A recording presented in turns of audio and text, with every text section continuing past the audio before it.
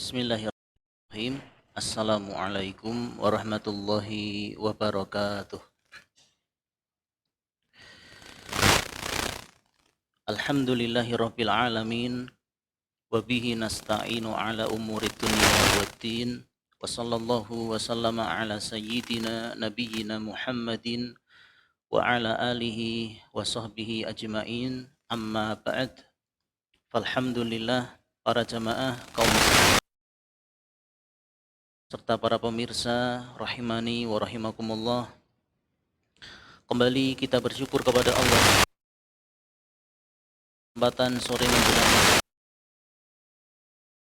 Allah Subhanahu wa taala masih berkenan mencurahkan nikmatnya kepada kita semua sehingga kita bisa duduk bersama untuk mempelajari sebuah kitab Riyadhis Shalihin, buah karya dari Al-Imam An-Nawawi rahimahullahu taala. Kemudian salawat beriring salam semoga senantiasa tersampaikan kepada Nabi Agung Nabi Muhammad sallallahu alaihi wasallam, kepada keluarga beliau, para sahabat serta umatnya yang senantiasa mengikuti hari kiamat. Para jamaah yang dimuliakan Allah, kita lanjutkan pembacaan kitab Riyadhus Shalihin, hadis yang ke-77 atau hadis yang keempat dari bab al-yakin wa tawakkul. Baik, kita mulai. Bismillahirrahmanirrahim. Qala al-musannif al-Imam An-Nawawi rahimahullah an Abi Hurairah radhiyallahu anhu 'anin Nabiy sallallahu alaihi wasallam qala yadkhul jannata aqwamun afidatuhum mithlu afidatit thair, rawahu Muslimun. Qila ma'nahu mutawakkiluna wa qila qulubuhum raqiqatun. Hadis yang ke-77 ini Al-Imam An-Nawawi rahimahullah, beliau meriwayatkan sebuah hadis dari sahabat Abu Hurairah radhiyallahu anhu. Semoga Allah meridhai sahabat Abu Hurairah. Dari Nabi sallallahu alaihi wasallam, beliau bersabda, akan ada suatu kelompok dari umatku yang mana mereka akan masuk ke dalam surga. Hati mereka seperti burung. Hati mereka seperti burung. Hadis riwayat Imam Muslim. Kemudian Imam Nawawi rahimahullah, beliau memberikan catatan maksud dari sebagian umat Nabi yang masuk ke dalam surganya Allah Ta'ala, sedangkan kondisi hati mereka itu seperti burung. Maksudnya seperti apa, kata Imam Nawawi? Maksudnya adalah mereka bertawakal seperti halnya burung itu bertawakal. Memang seperti apa toh burung itu bertawakal kepada Allah? Nanti kita kaji bersama setelah kita mempelajari hadis-hadis berikut ini. Ya, ini kata Imam Nawawi rahimahullah, ya, di antara umat Nabi yang masuk surga itu mereka seperti burung hatinya. Maksudnya apa? Tawakalnya seperti burung. Maka mereka pun diizinkan oleh Allah untuk masuk ke dalam surga. Kemudian Imam Nawawi rahimahullah juga menjelaskan makna yang lain. Maksud mereka itu masuk surga dan hati mereka itu laksana hati burung itu, nggih. Maksudnya adalah hati orang yang masuk surga tadi hatinya lembut. Nggih. Burung itu disebut lembut hatinya kenapa? Kalau para jamaah menjumpai burung liar, nggih. Burung liar, bukan burung peliharaan. Nah, burung peliharaan sudah terbiasa adaptasi dengan manusia. Tapi kalau burung liar yang ada di kebun, misalnya, nggih, ketika kita lewat gitu saja, maka itu burung akan terbang atau diam sendiri. Diam diri atau terbang itu burung? Terbang. Dan apa kok terbang? Nanti khawatir jangan-jangan akan ditangkap oleh si manusia itu. Ya. Sehingga burung itu sensitif. Kalau ada orang yang mana dia sangka itu tidak aman bagi kondisi burung, maka dia pun akan menghindar dari tangan manusia. Ya, maka burung itu pun terbang. Ini maksud para ulama, hati orang beriman itu seperti hati burung. Maksudnya apa? Hatinya itu lembut, ya, mudah tersentuh, tahu kondisi keadaan, bukan hati yang mati. Maksudnya hati yang mati itu apa? Ada kejadian dan tidak ada kejadian, podo wae orang efek. Niku ciri-ciri hati yang sakarat niku. Maksudnya pripun? Ora iso njikuk pelajaran. Orang beriman itu hatinya itu hidup berjamaah. Kalau ada orang kemudian dia ditimpa musibah, naudzubillah min dzalik, tidak bisa ngambil pelajaran, maka ketahuilah kita bersama hati orang tersebut sedang sakarat. Lalu rasa juga pelajaran. Sedang ditimpa musibah bertubi-tubi bahkan. Ya ora lek sadar. Ya, naudzubillahi min dzalik.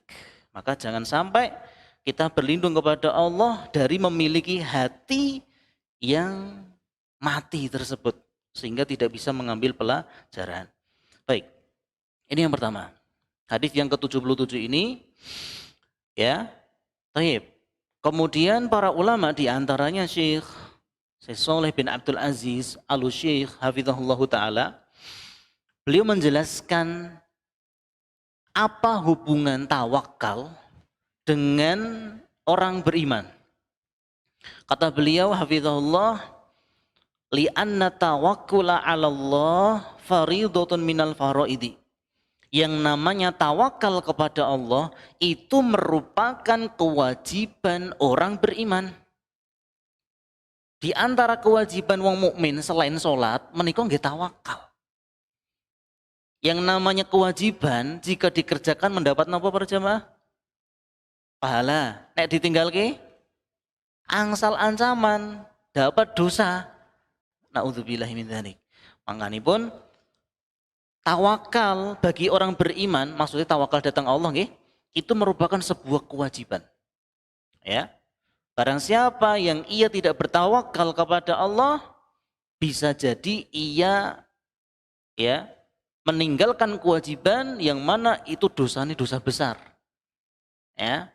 Bahkan disebutkan oleh beliau hafizahullah, barang siapa yang bertawakal kepada selain Allah, maka hukumipun syirik.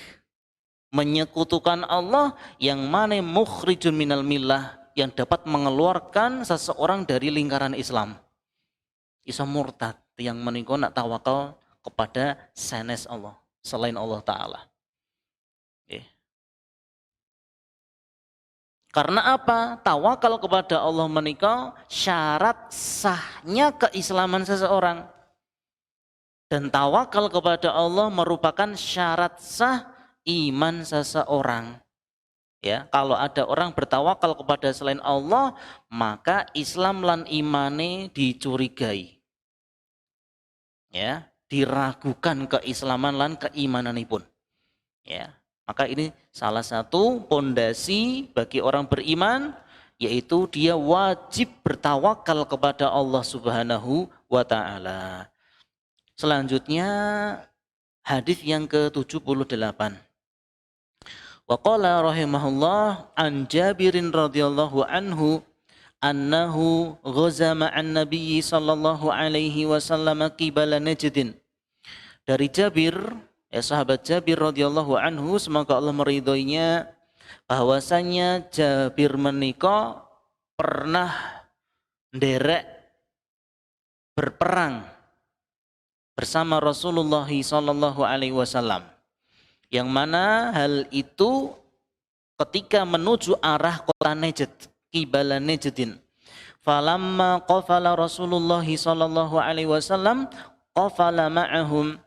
Setelah para sahabat dan Rasulullah sallallahu alaihi wasallam kembali dari peperangan, maka para sahabat pun mengiringi Rasulullah sallallahu alaihi wasallam untuk beristirahat.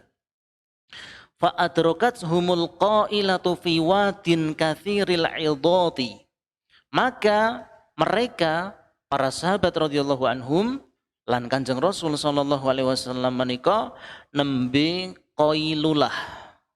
Qailulah itu istilah istirahat sejenak. Ya santai-santai, ya lekar-lekaran gitu nggih. Yang mana para sahabat dan Rasul sallallahu alaihi wasallam menika istirahat sejenak di lembah yang mana banyak terdapat pohon yang sangat rindang yang dipenuhi duri. Ya, mampir teng mriku. Fanazala Rasulullah sallallahu alaihi wasallam, Kanjeng Rasul pun pinarak singgah teng tempat niku wau. Wa tafarraqan nasu yastadilluna bisyajari. Kemudian para sahabat pun mereka berteduh di bawah pohon yang lainnya. Mereka berpencar-pencar, golek iup-iupan. Ya. Karena mereka mempersilahkan Rasulullah sallallahu alaihi wasallam untuk pinarak, untuk istirahat teng ngandhapipun pohon iku wau dan yang lainnya mencari pohon yang lain. Wa nazala Rasulullah sallallahu alaihi wasallam tahta samurah. Rasul sallallahu alaihi wasallam menika singgah istirahat di bawah pohon samurah. Pohon samurah nika pohon yang besar, ya, pohon yang sangat besar sekali. Fa'allaqa biha saifahu, kemudian Nabi sallallahu alaihi wasallam meletakkan pedangnya di ranting pohon yang beliau istirahat di bawah naungan pohon tersebut. Wa nimna naumatan, kata Jabir radhiyallahu anhu, kami pun tertidur, mulai tertidur saking capeknya berpulang dari perang para jamaah. Jenengan saking sabin dari sawah pulang ning gubuk kan leh-leh penak nggih. Iso kadang bablas sare nggih. Enten teng sabin teng mriki. Petani wonten, Bu? Ndak ada. Petani berdasi teng mriki nggih. Tiang-tiang nggih, masyaallah. Ra usum petani teng mriki. Petani napa jemaah? Oh, ngoten. Baik. Maka kata Jabir bin Abdullah radhiyallahu anhu, kami pun mulai tertidur. Fa idza Rasulullah sallallahu alaihi wasallam yad'una. Maka tiba-tiba Rasul sallallahu alaihi wasallam memanggil kami, yaitu para sahabat radhiyallahu anhum. Wa idza indahu a'rabiyyun. Tiba di sisi Rasulullah sallallahu alaihi wasallam ada seorang Arab Badui. Faqala, Rasul ngendika, inna hadza ikhtarata alayya sayfi wa ana naim. Fulan iki, cah iki, bocah iki, orang ini sedang menghunuskan pedangnya ke arah saya, kata Rasulullah. Karena saya tadi baru istirahat, tiba-tiba dia datang ujuk-ujuk menghunuskan pedang di hadapan saya, kata Rasulullah SAW.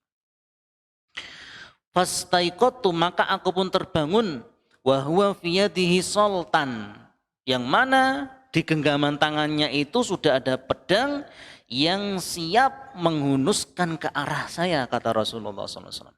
Maka Arab Badui ini tiba-tiba berkata, man yamna'uka minni, Muhammad, siapa yang bisa menolongmu dari seranganku ini?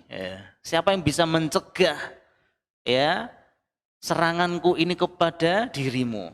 Qultu, Nabi pun ngendika sallallahu alaihi wasallam, Allah sing iso nyegah. Kemudian beliau membaca, yang menolongku, yang mencegah kejahatanmu dari diriku adalah Allah. Nabi menyebut sebanyak 3 kali. Walam yu'aqibhu wa jalasa, Nabi pun tidak melakukan apa-apa. Alias Nabi SAW mendel kemawon. Lan beliau pun pinarak. Para jemaah yang dimuliakan Allah Subhanahu wa taala. Niki enten lanjutan hadis selanjutnya. Kita baca kelanjutan hadis ini. Wa fi riwayatin, di dalam versi redaksi hadis yang lain, qala Jabir ngendika, kunna ma'a Rasulillah sallallahu alaihi wasallam bi dzatir riqa'i. Kami menyertai Rasulullah sallallahu alaihi wasallam pada perang Dzatur Riqa'. Fa idza ataina ala syajaratin dhalilatin taraknaha li Rasulillah sallallahu alaihi wasallam. Maka tatkala kami menjumpai pohon yang sangat besar, dahannya juga lebat daunnya, yang mana itu pohon sangat rindang sekali, kami pun meninggalkan Rasulullah sallallahu alaihi wasallam pada pohon tersebut. Supados napa? Kanjeng Rasul menika istirahat sejenak. Niki para jamaah, niki di antara hikmah para sahabat menika tiyang ingkang loyal. Loyale para sahabat itu mereka mendahulukan keinginan dan kebutuhan Rasulullah sallallahu alaihi wasallam atas pribadi mereka. Ya, jadi ora dewi-dewi, kowe aku mboten ngoten para jamaah. Para sahabat menika perhatian besar kepada Rasulullah sallallahu alaihi wasallam. Mendahulukan haknya Nabi sallallahu alaihi wasallam. Ya, hajatnya Nabi apa? Semua didahulukan. Ya, termasuk kalau ada jamaah, ada kiainya, ada ustadznya, maka dipersilakan dulu tokohnya tersebut. Ya, ketika misale sebuah majelis di situ disediakan minum sanes homer nggih, wedang teh misalnya atau makanan, maka yang didahulukan sinten, jamaahin apa kiai ini pun ustadz jamaahi sih ya kuwi menyelisih sunnah niku ya. Kenapa? Kita harus memuliakan orang yang punya ilmu para jamaah. Sebagaimana para sahabat radhiyallahu anhum, mereka mendahulukan haknya Rasulullah sallallahu alaihi wasallam. Kemudian ketika Rasul sallallahu alaihi wasallam ada di bawah naungan pohon yang besar tadi, faja'a rajulun minal musyrikin, tiba ada lelaki dari kalangan musyrik Quraisy datang. Wa sayfu Rasulillah sallallahu alaihi wasallam mu'allaqun bi syajarah, sedangkan pedangnya Nabi sallallahu alaihi wasallam menika dicantelke. Ya, dicantelke niku napa?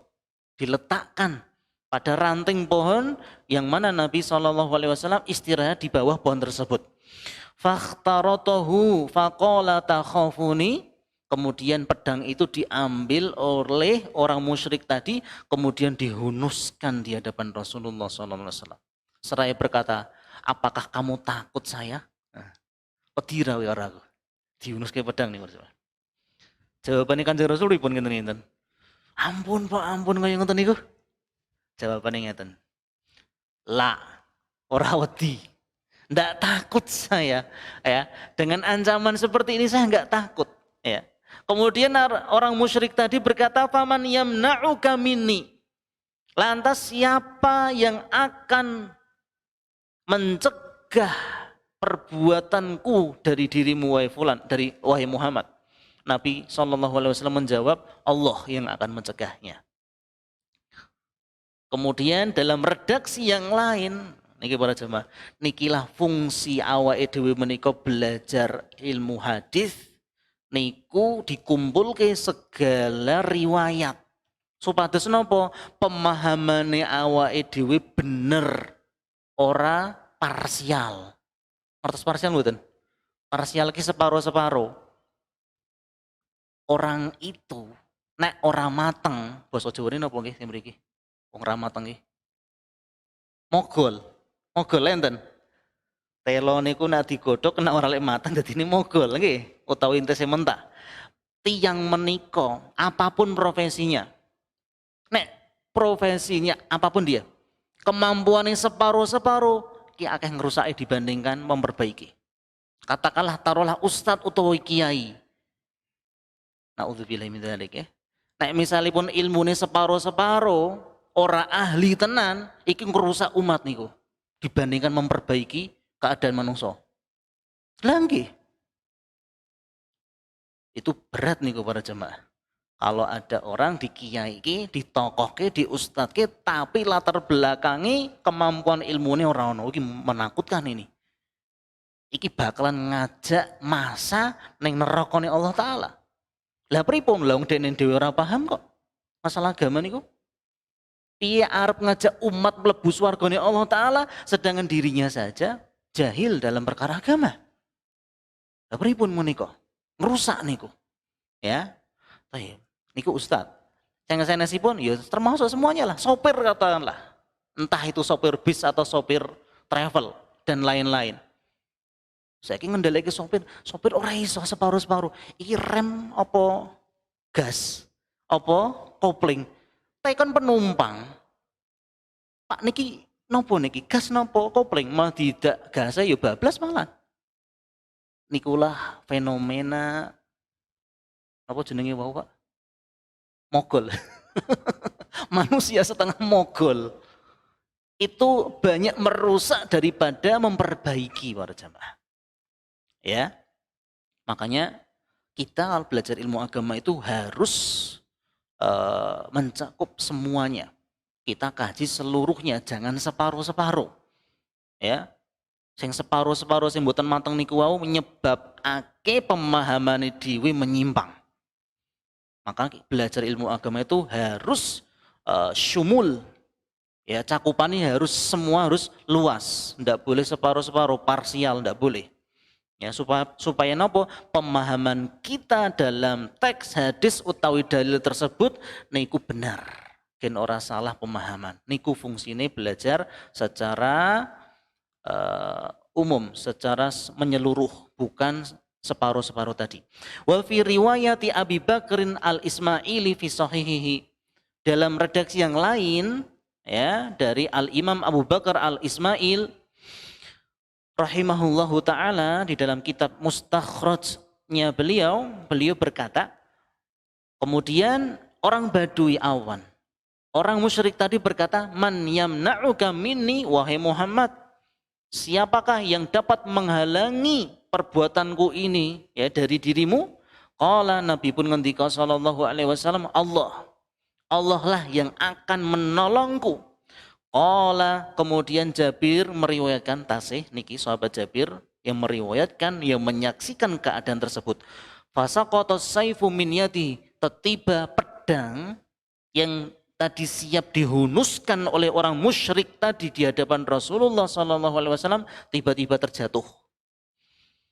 Fa akhadha Rasulullah sallallahu alaihi wasallam saifa.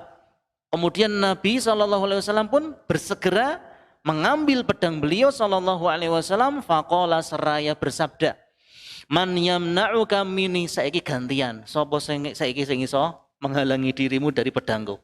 Gentenan saya posisi ini. Faqala kemudian orang musyrik menika ngendika, kun khaira akhirin, ngapurane to Muhammad. Lho piye? Sekarang minta ampun. Tadi ketika punya jabatan, ketika punya kekuatan, zalime orang umum. Tapi giliran sekarang posisinya di bawah, ngapura-ngapurunan. Ya, dia tidak punya kekuatan. Ya, naudzubillahi min dzalik. Nikulah ya karakter wong munafik. Nikulah karakteripun orang-orang musyrik. Ya, mereka ketika memiliki jabatan, mereka pun lalim. Lalim niku napa? Zalim. Maksudipun napa? Pongah sak penake dhewe. Ya, seolah-olah dia punya kekuasaan yang abadi. Padahal sing jenenge donya niku terbatas. Ya, satu periode 5 tahun. Ya, 10 tahun ya maksimal periode itu atau yang lain-lainnya lah pokoknya.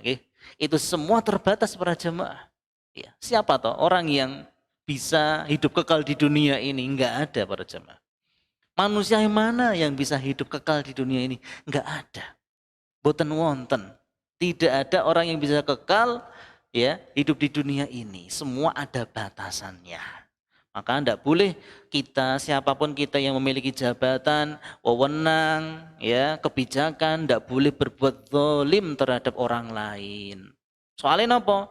Nggih mangke nggih enten masa jabatan telas. Maka hendaknya kita itu amanah dan bijaksana dalam amanah tersebut. Faqala, kemudian Nabi SAW ya setelah dimintai ampunan oleh orang musyrik tadi, yo ngapurane to Muhammad, beri maaf sama saya. Kanjeng Rasul SAW memberikan tawaran, tasyhadu an la ilaha illallah wa ani rasulullah. Wahai fulan, mau enggak engkau bersaksi bahwasanya tidak ada ilah yang berhak disembah kecuali Allah dan aku adalah utusannya Allah. Kinten-kinten jawabannya tiang musyrik niku napa para jamaah? Nggih, ngoten? Tetap keras sikape. Napa? La, sorry. Ngapunten mboten purun kula. Nauzubillahi min dzalik. Tapi tiangnya menika nggadahi inisiatif. Walakinni uahiduka an la uqatilak, akan tetapi wahai Muhammad, saya berjanji saya tidak akan mengulangi perbuatan ini lagi.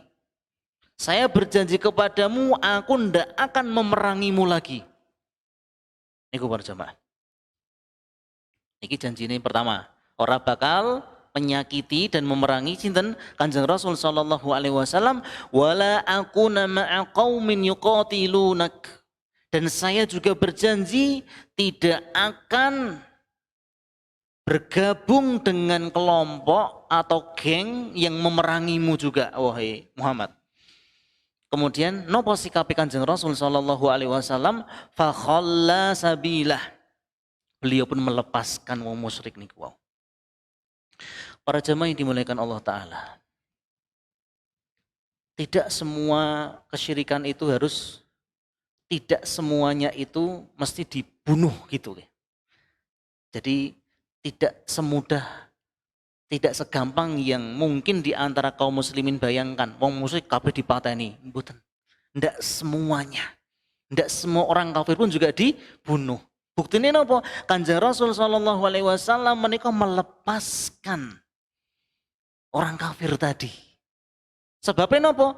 Wes orang merangi Kanjeng Rasul sallallahu alaihi wasallam. Maka di antara para ulama mensyaratkan kita itu diperintahkan untuk memerangi dan membunuh orang-orang kafir menika enten syaratnya para jemaah. Kafir sing pundi macamipun? Kafir harbi. Kafir sing ngajak perang. Kafir sing menyerang kaum muslimin. Nek kafir muahad sing membuat perjanjian, ya, atau kafir mustakman, kafir yang mereka minta keamanan, ya, dari kaum muslimin, ya, maka kita nggak boleh memerangi kafir-kafir yang model seperti itu tadi. Misalnya enten turis teko ning Bali misalnya, apa ning Boyolali misalnya, tiba-tiba sebagian kaum muslimin, wah ini orang kafir ki, artinya dene kabeh wong bule ki kafir.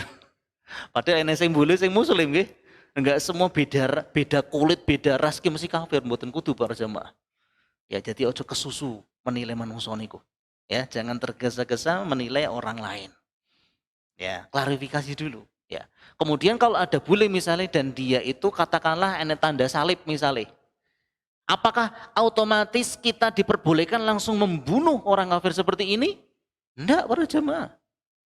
Kalau dia turis mustakman meminta jaminan keamanan dirinya di negeri kita nggak boleh membunuhnya. Yang diperbolehkan itu adalah kafir sing deknen mlebu ning barisan kaum muslimin toko-toko nggo pedang. Toko-toko golek masalah, iku sing oleh diperangi. Ndak semua kafir itu diperangi. Sebagaimana Rasulullah SAW melepaskan seorang musyrik nih kok. Berjanji niku wow. Aku janji orang bakalan mencelakakanmu dan aku tidak ikut gabung bersama gengku lagi, kan ngoten. Maka Rasul melepaskannya dia. Ya. Fa'ata ashabahu, kemudian Rasulullah SAW datang kepada para sahabat. Faqala, beliau pun ngendika, ji'tukum min indi khairin nas. Wahai para sahabatku, baru saja aku bertemu dengan orang baik. Masya Allah.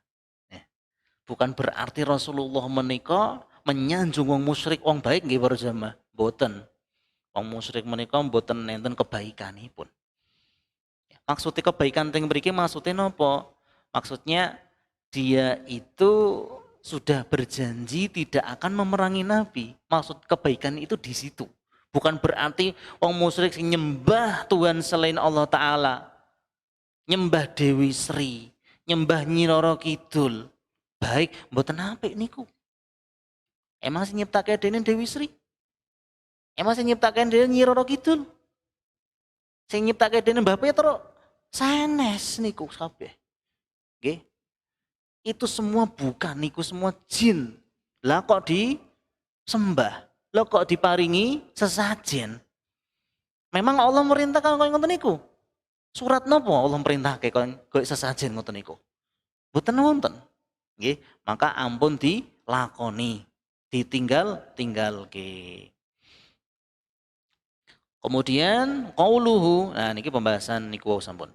Kemudian hadis berikutnya, hadis yang ke-79 atau hadis yang ke-6 di dalam bab yakin wa tawakkul an Umar radhiyallahu anhu qol, dari sahabat Umar bin Khattab radhiyallahu taala anhu, beliau berkata, sami'tu Rasulullah sallallahu alaihi wasallam yaqul, aku mendengar Rasulullah sallallahu alaihi wasallam bersabda, lau annakum tatawakkaluna 'ala Allahi haqqa tawakkulih la razaqakum kama yarzuqut thair taghdu khimasan wa taruhu bitana. Rawahu Tirmidzi wa qala haditsun hasanun.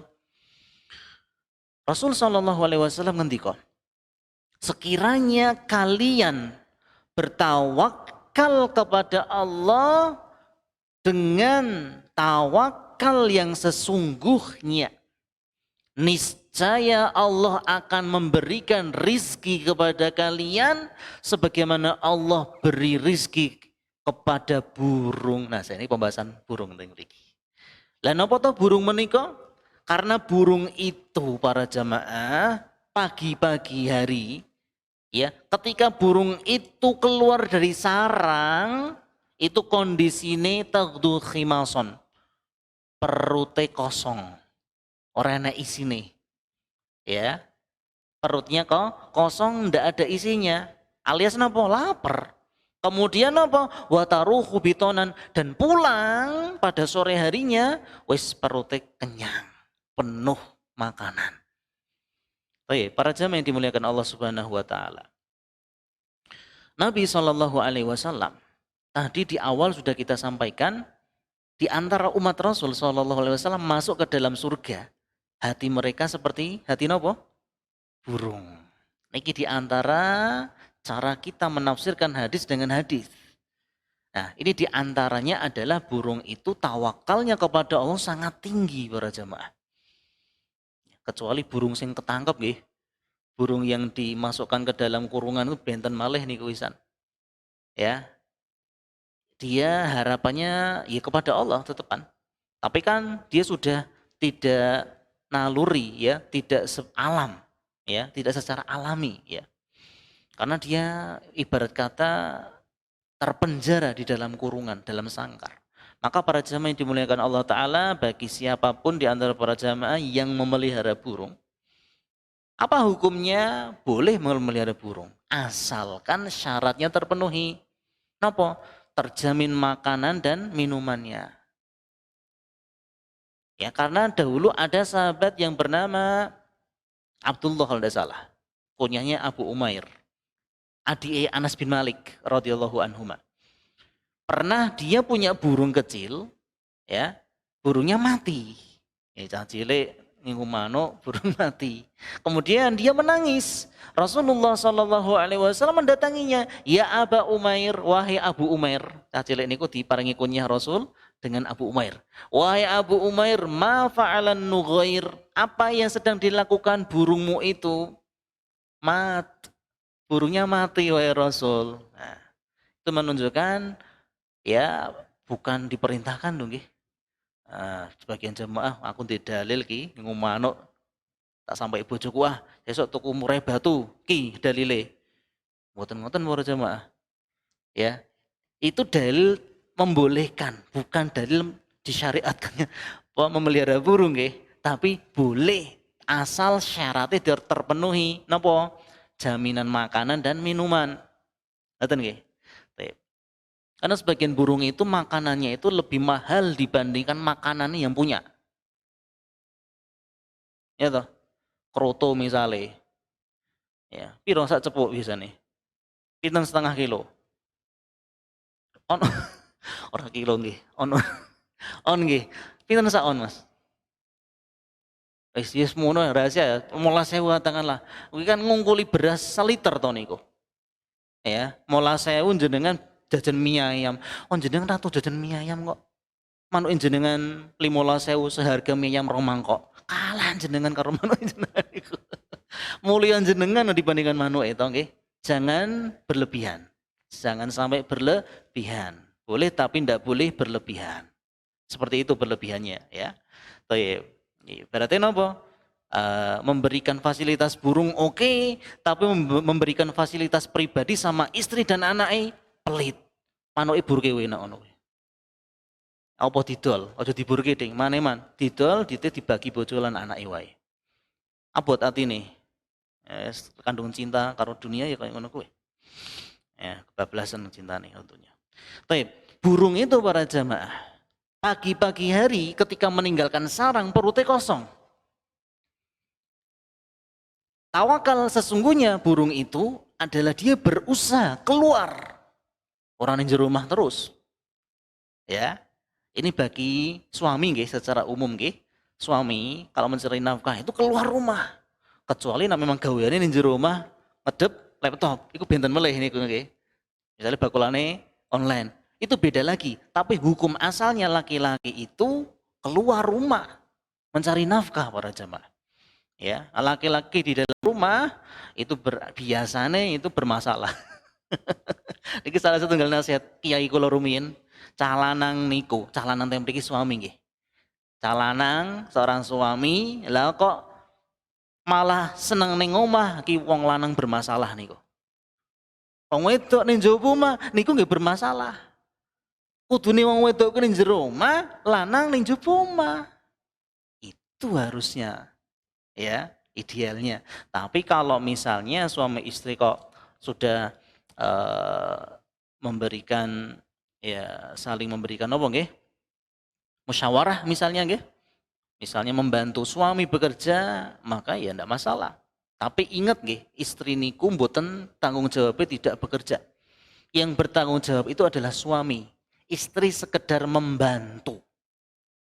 Nggih. Nak mun cekap ya wis ora kebablasan nyambut gawe ini. Ndak ngono istri punya profesi sendiri. Ya, maka hal itu berlebihan seperti itu para jamaah. Lah napa to Ustaz? Efeknya napa? Efeknya para jamaah ya. Niki berarti secara umum istri yang mboten solehah. Sing mboten solehah niku biasane nak wis duwe gawean dhewe ora iso diatur karo suami.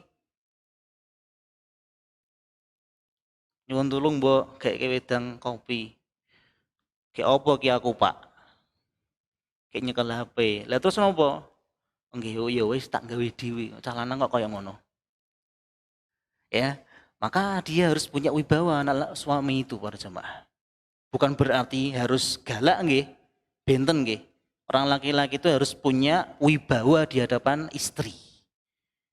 Lah napa duwe niku wau? Dia usaha, dia mencari nafkah. Dengan seperti itu dia berikan kepada istrinya, itu kewibawaan suami ada di situ. Sebaliknya kalau suami kok golek nafkah saka istri, wah niku tanda tanya niku suami model apa ngoten niku. Ya, jangan biarkan istri jenengan itu keluar rumah.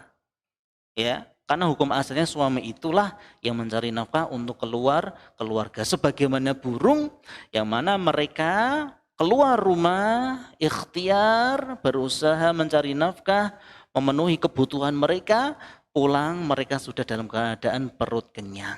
Inilah tawakal yang sesungguhnya, maka hendaknya kita orang beriman mengikuti pola tawakalnya burung tersebut.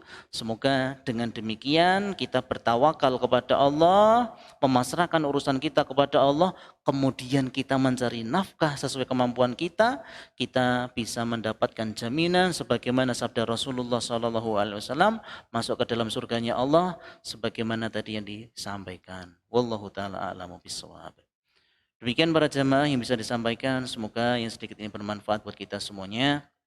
Kita akhiri kajian pada pertemuan kali ini dengan doa kafaratul majlis. Subhanakallahumma wa bihamdika asyhadu an la ilaha illa anta astaghfiruka wa atubu ilaik. Walhamdulillahi rabbil alamin. Wassalamualaikum warahmatullahi wabarakatuh.